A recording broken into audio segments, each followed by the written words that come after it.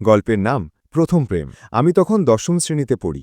আমরা ৩ বন্ধু সারাদিন একসাথে কাটাতাম। দুষ্টুমি, খেলাধুলা, আড্ডা সবকিছুতেই আমরা প্রথম সারিতে। আমাদের ক্লাসে ৩টি মেয়ে ছিল, তিশা, তানিয়া আর তনু। আমরা ৩ জনেই চুপি চুপি তাদের ৩ জনকেই পছন্দ করতাম। আমার মনটা আটকে ছিল তিশার দিকে। তিশা ছিল শান্ত স্বভাবের, খুব বেশি কথা বলতো না, হাসলে গালে টোল পড়ত।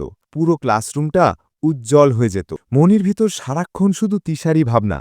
ভালোবাসি বলার সাহস পাই না, শুধু দূর থেকে তাকে দেখতাম। ক্লাসে নতুন কিছু পড়ালে আমি চুপি চুপি লক্ষ্য করতাম সে কিভাবে মন দিয়ে শুনছে। একদিন স্কুল শেষে বাড়ি ফেরার পথে হঠাৎ দেখি তিশা একা হেঁটে যাচ্ছে। এই দেখে মনে সাহস নিয়ে তার পিছু নিলাম।